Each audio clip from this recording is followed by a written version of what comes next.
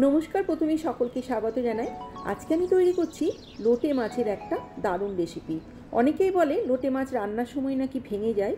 তো আজকে আমি যে পদ্ধতিতে রান্না করছি এইভাবে করলে মাছ কিন্তু একটাও ভাঙবে না। মাছটা ভালো করে ধুয়ে জল ছড়িয়ে প্রথমে আমি হলুদ আর একটু রেড চিলি পাউডার মেখে রাখছি। মশলার জন্য একটা মিক্সিং জার নিয়ে নিচ্ছি ওখানে 7-8 কোয়া রসুন কুচি, একটা পেঁয়াজ, দুটো কাঁচা লঙ্কা আর একটা টমেটো। এটা আমি বেটে রাখছি। এবার একটা বোলের মধ্যে নিলাম 2 চামচ ময়দা, তার মধ্যে দিয়ে দিচ্ছি একটু গোলমরিচের গুঁড়ো, একটু হলুদ আর অল্প একটু নুন। সব কিছু মিক্সড করে নিচ্ছি। এখন গ্যাসের উপর কড়া বসিয়ে দিয়ে দিলাম বেশ কিছুটা সর্ষের তেল। এখন মাছটা একটা একটা করে এই ময়দার মধ্যে কোট করে নিচ্ছি। এইভাবে যদি মাছটা ভাজা যায় তাহলে কিন্তু একটাও মাছ ভেঙে যাবে না।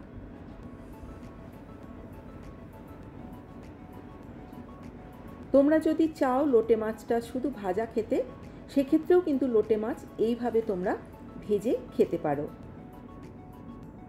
এবার তেলের মধ্যে একটা একটা করে মাছ দিয়ে দিচ্ছি। কিছুক্ষণ পর উল্টে দেব। এইভাবে উল্টে পাল্টে হালকা লাল লাল করে ভেজে তুলে নিলাম। সেকেন্ড ব্যাচেরটাও আমি ঠিক একইভাবে ভেজে নিচ্ছি। যদি ভাজা খাও সেক্ষেত্রে মাছটা আর একটু কড়া করবে।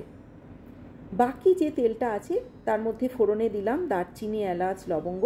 ফোড়নের সুন্দর গন্ধ বেরিয়ে গেলে দিয়ে দিচ্ছি দুটো পেঁয়াজ আমি কুচিয়ে রেখেছিলাম। পেঁয়াজটা হালকা গোল্ডেন করে ভেজে নিতে হবে।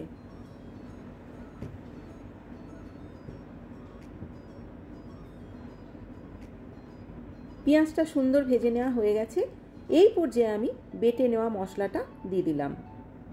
দিয়ে দিচ্ছি 1 চামচ আদা বাটা। একটু কষিয়ে নিয়ে দিয়ে দিচ্ছি একটু হলুদের গুঁড়ো, একটু রেড চিলি পাউডার, একটু ধনে গুঁড়ো, একটু জিরে গুঁড়ো। এখন মশলাটা খুব ভালো করে কষিয়ে নিতে হবে।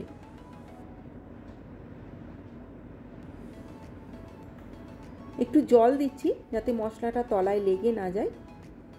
মশলাটা তেল ছাড়া অবধি আমাকে কিন্তু কষিয়ে যেতে হবে।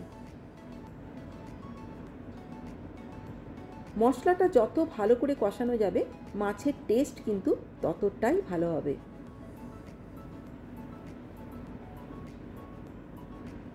দেখো মশলা থেকে তেল ছেড়ে এসছে। এই পর্যায়ে আমি দিয়ে দিলাম 1 কাপ মতো উষ্ণ গরম জল। দিয়ে দিচ্ছি পরিমাণ মতো নুন। গ্রেভিটা ফুটে উঠেছে। এই পর্যায়ে আমি মাছগুলো একটা একটা করে দিয়ে দিচ্ছি। আমি কোনো ঢাকা দেব না। ঢাকা না দিয়ে মাছটা আমি 3 থেকে 4 মিনিট এই গ্রেভির মধ্যে ফুটিয়ে নেব। খুব হালকা হাতে এই কাজটা করতে হবে। দিয়ে দিচ্ছি ওপর থেকে কয়েকটা চেরা কাঁচা লঙ্কা।